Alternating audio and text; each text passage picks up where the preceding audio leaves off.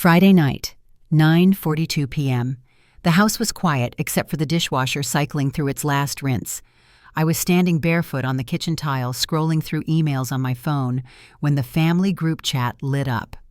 Lucas, don't come to the BBQ this weekend. No hello, no explanation. 3 seconds later, another message dropped. Lucas Marissa says, your vibe ruins the mood. A laughing emoji followed. Then another. Then my mother reacted with a heart. My father followed with a thumbs up like this was all some harmless joke I just wasn't cool enough to get. I stared at the screen until the letters blurred. I typed one word. Understood. Then I locked my phone and set it face down on the counter like it had bitten me. That was the first snap. Not loud, just internal, clean. If you've ever had family treat you like you don't matter, like you're an inconvenience instead of blood, go ahead and hit that like button. Subscribe while you're here. Because this didn't end at a text message, not even close. I'm Elena Brooks. I'm 37 years old. And to my family, I'm still the difficult one. The serious one. The quiet one. The sister who works too much and smiles too little. They think I'm lonely. They think I'm scraping by. They think my job is something vague and unimportant that involves spreadsheets and long hours and not much else. I didn't correct them. I never do. I dried my hands on a dish towel, folded it once, and hung it back on the oven handle. My laptop was already open on the kitchen island. Atheron Medical Systems glowed across the screen in white and steel blue. The final draft of a supplier contract sat unsigned in my inbox waiting on me. I clicked approve. Outside, the city hummed. Inside, my phone stayed dark. Saturday morning came with rain. Soft at first, then steady. I was halfway through my second coffee when my assistant's name flashed across my desk phone. Elena, she said, voice tight. There's a couple downstairs. They're insisting on seeing whoever oversees private capital allocations. I closed my eyes. Names. She won't give one, my assistant said. He says he's her husband. They're dressed like they're pitching. I already knew. Send them up. The elevator chimed 90 seconds later. The glass doors slid open with a muted hiss. Marissa walked out first. Red dress, too tight, heels clicking like she wanted the floor to flinch. Her sunglasses were perched on top of her head, even though we were indoors, even though the lighting was soft and professional and unforgiving. Lucas followed 2 steps behind her, hands in his jacket pockets, shoulders hunched, eyes down. They didn't see me at first. Then Marissa did. Her stride stuttered. The smile froze halfway onto her face and slid off like it couldn't find purchase. Elena, she said. I stayed seated. Behind me, the city stretched out in glass and gray. My nameplate caught the light on the desk, polished, understated. Chief Operations Officer. Lucas finally looked up. The color drained from his face. This, he swallowed. This is your office. I didn't nod. I didn't smile. Yes. Silence pressed in, the kind that makes people uncomfortable because it refuses to fill itself.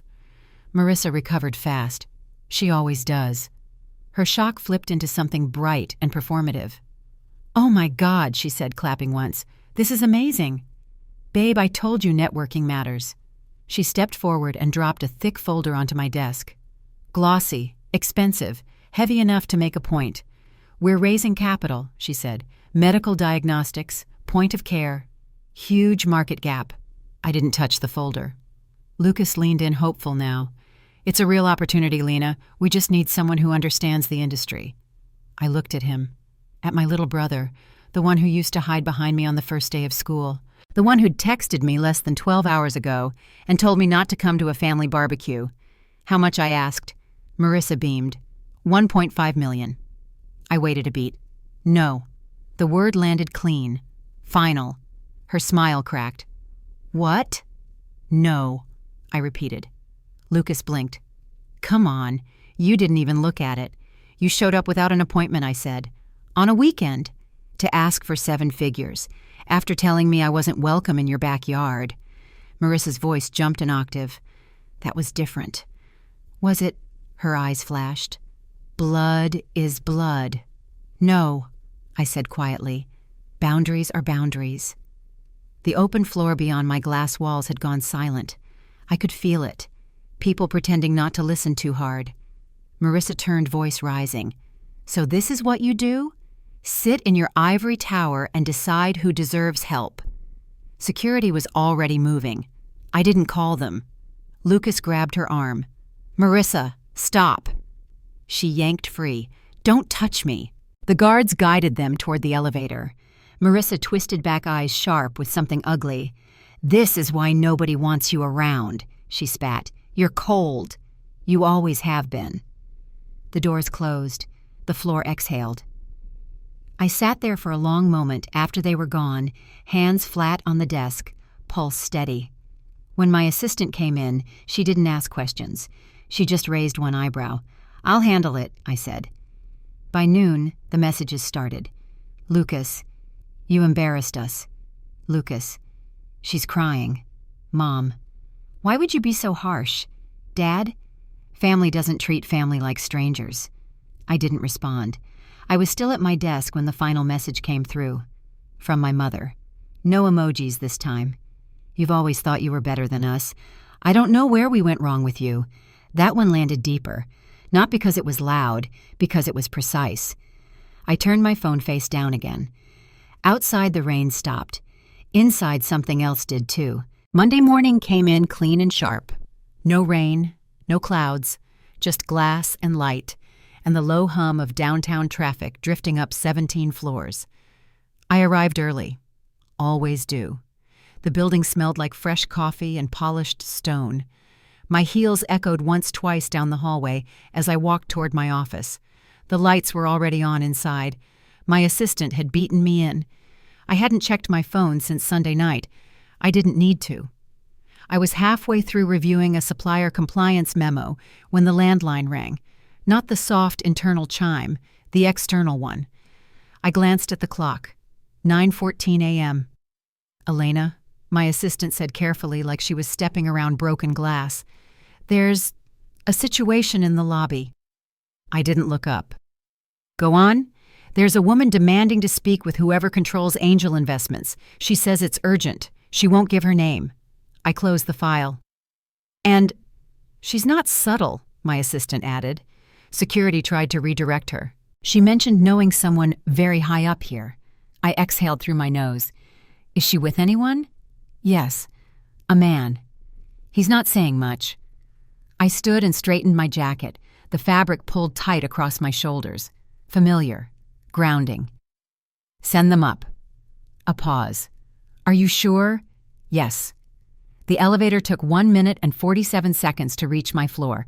I know because I counted. The doors slid open. Marissa stepped out like she owned the building. Cream blazer this time, hair smoothed back, lips glossy. Her confidence had recalibrated overnight, sharpened into something rehearsed. She walked straight toward my office without looking at anyone else. Lucas followed. Same jacket, same hunched shoulders. He looked smaller here, like the walls were closing in on him. They stopped short when they saw me. Not standing. Sitting. Behind the desk.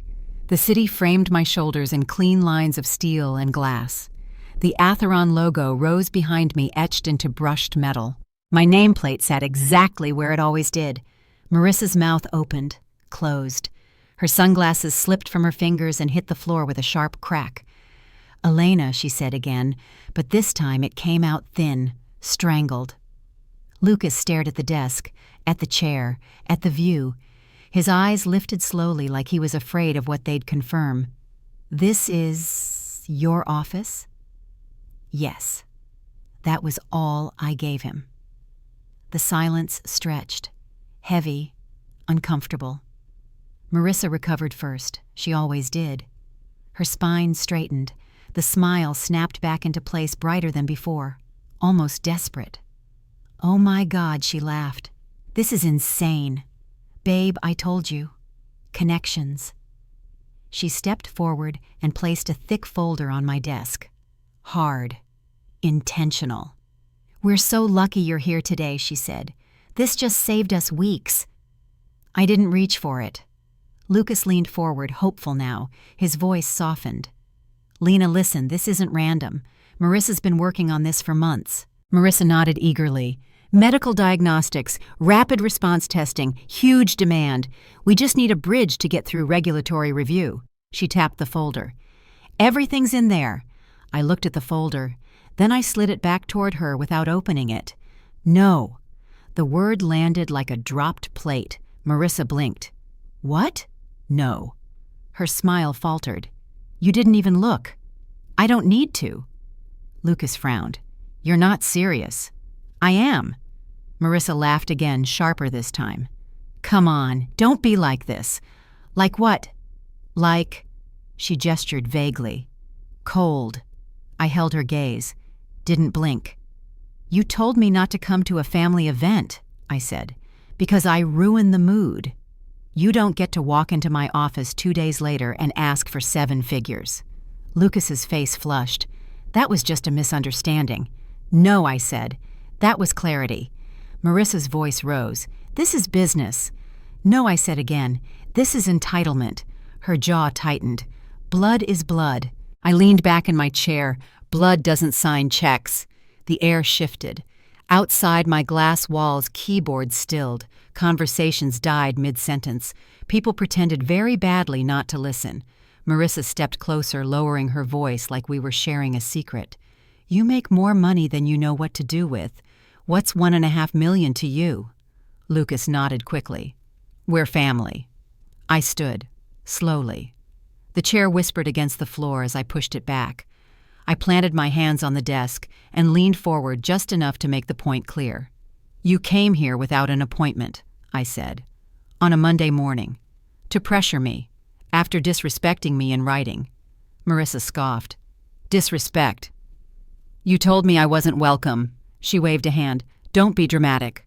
That was the second snap, still quiet, still clean, but deeper. Leave, I said. Her eyes widened. Excuse me, leave. Now. Lucas reached for her arm. Marissa, maybe we should... She shook him off. No. Her voice jumped sharp enough to cut through glass. So this is it, she shouted. You sit up here in your fancy office acting superior, and you won't help your own brother. Heads turned. Someone coughed. A chair scraped. Security moved before I touched anything. 2 guards appeared at my door, calm and professional. Ma'am, one said, we need you to lower your voice and exit the building. Marissa spun on him. Do you even know who she is? Yes, he said evenly. She asked you to leave. Lucas's face had gone pale. Elena. Don't, I said. He stopped. Marissa laughed high and brittle. This is why nobody likes you. You're jealous. You're alone. All you have is this job. Security guided her toward the elevator. She fought them every step, heels scraping, voice echoing. You'll regret this, she shouted as the doors closed. I swear you will. Lucas looked back at me one last time. You're really choosing this place over us, he said quietly. I didn't choose, I replied. You did. The door sealed. The floor exhaled. My assistant stepped into the office a moment later. She glanced at the empty doorway, then at me. Do you want me to document that? Yes, I said. Everything. She nodded and left. I sat back down. My hands were steady. I hadn't even taken my first sip of coffee when my phone began to vibrate. Lucas. Declined. Again. Declined. A 3rd time. I answered on the 5th. What I said. His voice cracked with fury. Do you have any idea how humiliated Marissa is right now? I stayed silent. You didn't even give us 5 minutes, he went on. You had to call security like we were criminals. I took a sip of coffee. It had gone cold. Anything else, I asked. He hung up. The messages followed, one after another. Faster now. You just destroyed our future. She's crying. I hope that office keeps you warm at night. I muted the thread. Then my phone buzzed again. This time it wasn't a message. It was a notification from my bank. And the shock hadn't even started yet. The notification didn't buzz. It chimed, soft, polite, like it was apologizing for what it was about to say. I glanced at my phone without much thought, thumb already moving to dismiss it. Then I saw the number. $400,000 personal loan pre-approval. My thumb froze. For a split second, my brain tried to place it somewhere harmless. A glitch. A phishing alert. Spam dressed up to look official. Then I read the next line. Co-signer Elena Brooks. My name. Spelled right. No typo. No extra initial. Just mine. The office felt suddenly too quiet. The kind of quiet where you hear the air moving through the vents, the faint click of the building settling. My own breathing measured controlled. I didn't panic. That came later. I tapped the notification. The details loaded clean and fast. Too fast. Primary borrower, Lucas Brooks. Secondary borrower, Marissa Hale. Brooks requested at 2:18 a.m., pending final verification. They hadn't even waited 48 hours.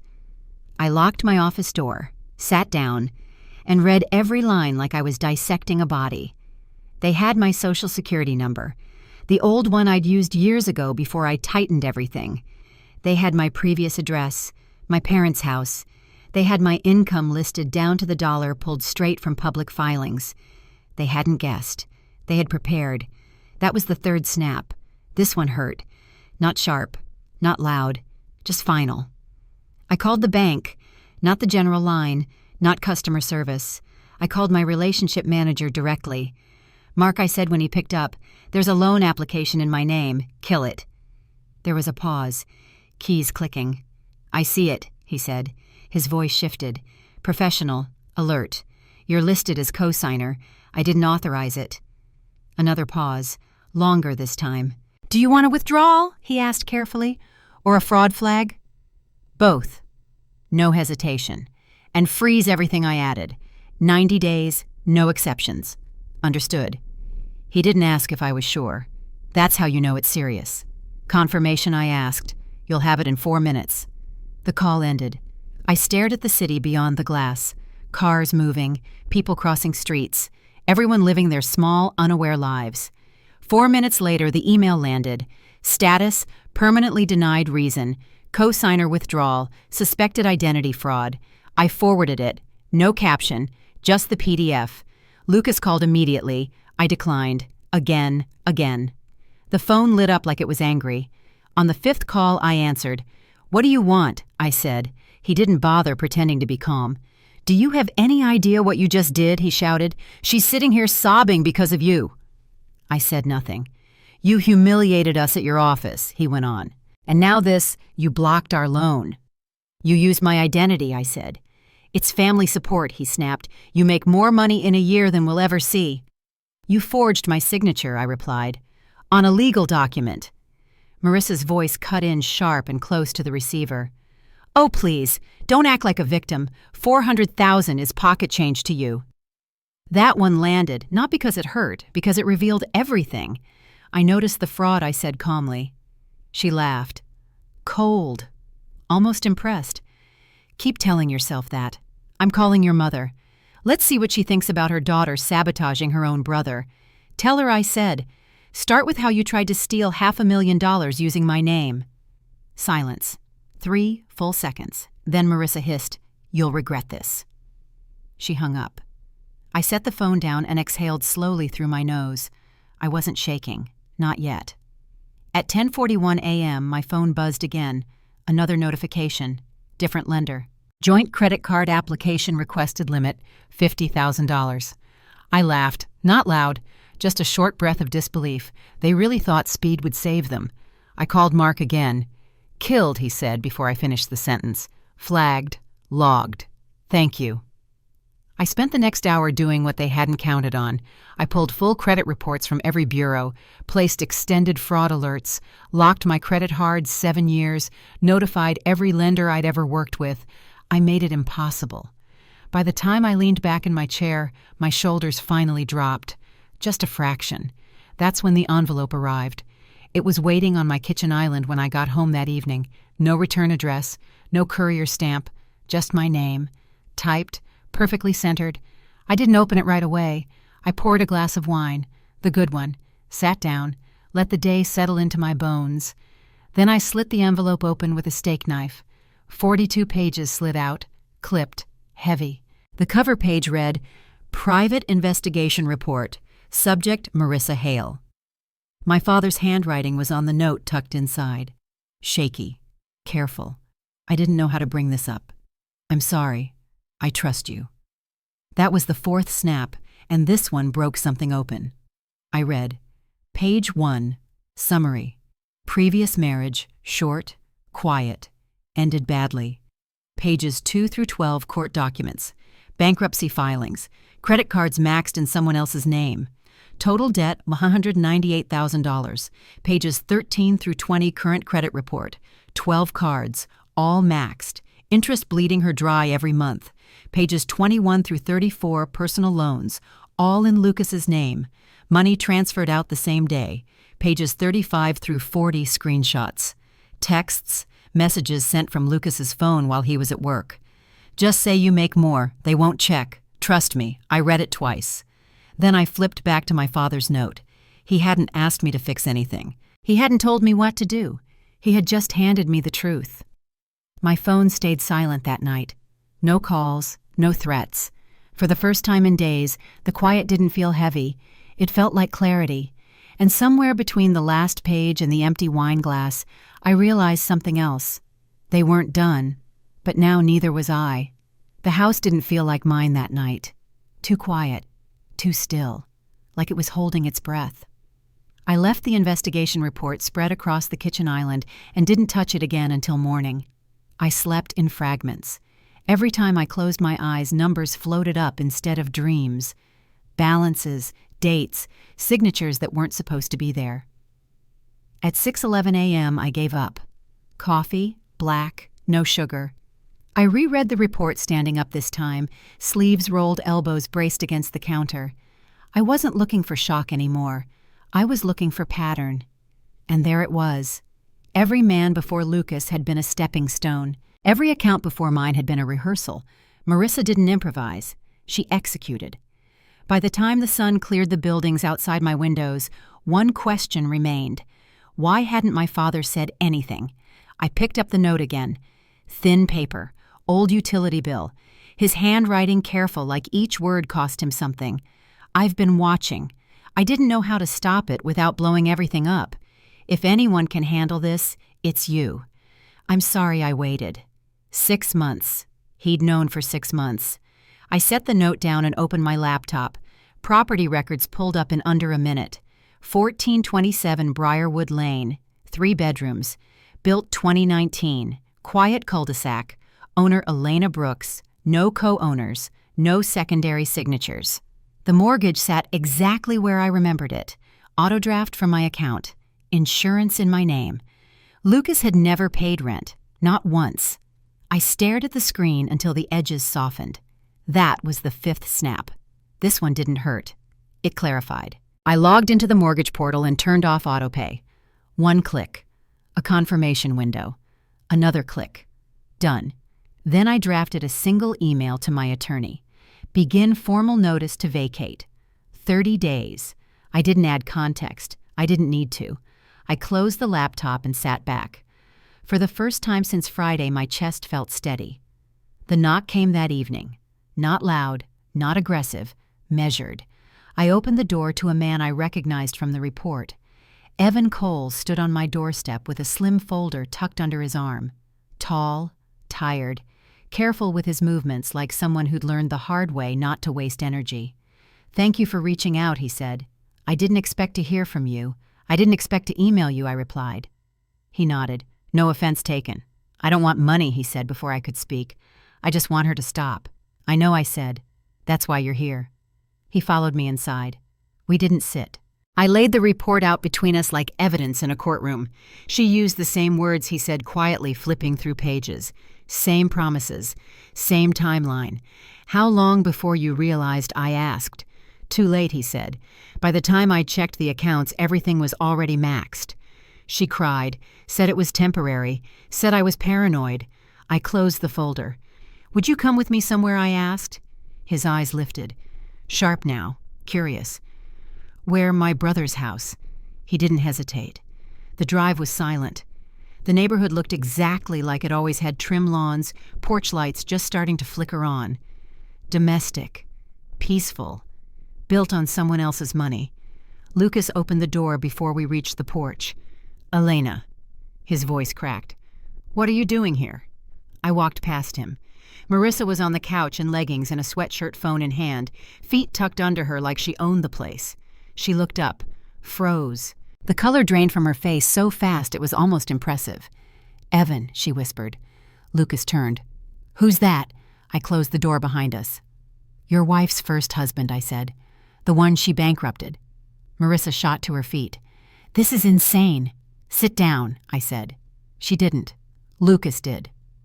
Evan placed the folder on the coffee table and opened it to the first page. "Chapter 7, he said calmly. "Filed 2 years ago. 8 credit cards. All in my name." Lucas leaned forward, eyes darting across the page. "That's not—" Marissa started. Evan slid his phone out and placed it beside the paperwork. Screenshots filled the screen. "Just sign it. It's temporary. They won't even notice." Lucas stared like the words were in a foreign language. "Marissa," he said softly. She turned on him. "She's lying." "She's not," Evan said. "She told me the same thing she's telling you." I reached into my bag and placed one final document on the table. The deed, recorded. Stamped, clean. Lucas picked it up with shaking hands. "Owner Elena Brooks." He looked up slowly. "What is this? I bought this house 4 years ago," I said. "So you wouldn't stress about rent while you figured things out." Marissa laughed. "Hi, desperate. You wouldn't throw him out," she said. "You don't have the spine." I met her gaze. "I turned off autopay this morning." The room shifted. Lucas stood, then sat back down like his legs had given up.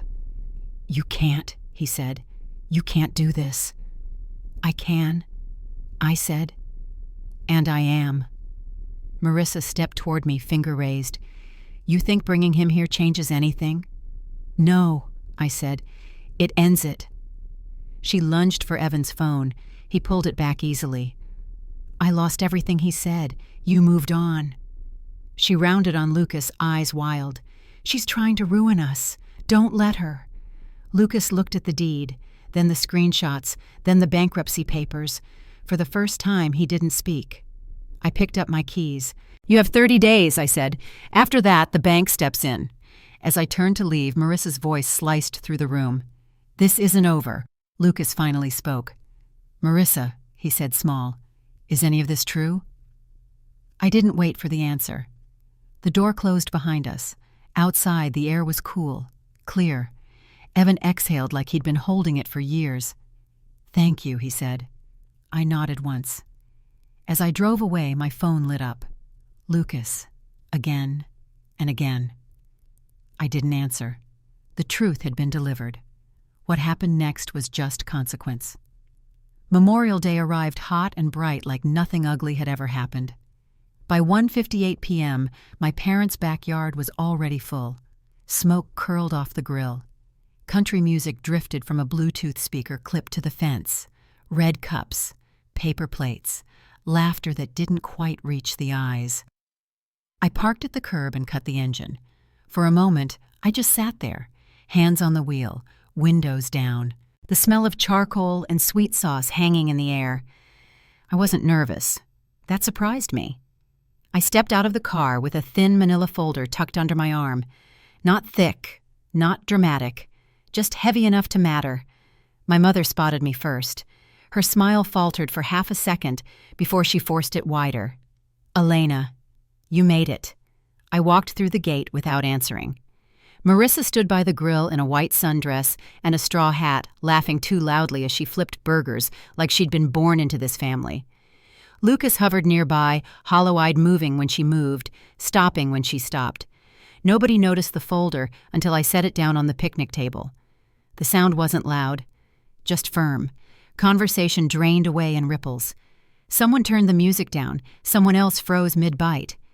I opened the folder. One document at a time. First the deed, my name, my signature. Recorded clean. Second, the 30-day notice to vacate. Signed for the day before. Third, the mortgage statement. Autopay canceled. Acceleration clause highlighted. Fourth, the bank's pre-litigation demand.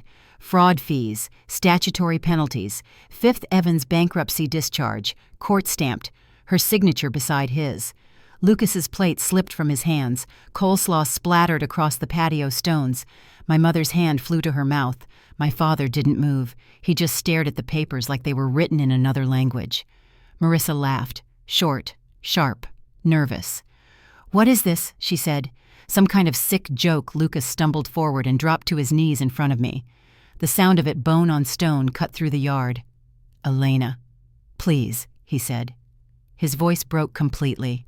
"I'll fix it. I'll leave her. I'll do anything. Don't do this here." I looked down at him. "You had 30 days, I said. You spent them lying." Marissa stepped closer, cheeks flushed beneath the hat. "You're doing this on a holiday. You're cruel." "No," I said. "I'm done." My mother finally found her voice. "Honey, let's go inside. We can talk." "No," I said again. "Everyone deserves to know what they've been defending." My father's hands trembled as he picked up the bankruptcy papers. He looked at Marissa. "Is this true?" She rolled her eyes. "That was years ago. People change." Evan stood quietly off to the side, hands folded. He didn't need to speak. Lucas sobbed now, gripping my jeans like he could anchor himself to me. "I didn't know," he whispered. "I swear I didn't know." I stepped back. His hands slid away. "You knew enough," I said. "You let her use my name." Marissa sneered. "You're just jealous. Nobody wants you. You're alone with your money and your job." Ants gasped. Someone muttered my name. I looked around the yard. At the faces that had watched this happen and said nothing. At the ones that had laughed when I was told not to come. 30 days, I said. After that, the bank takes the house. Lucas wailed. My mother started crying.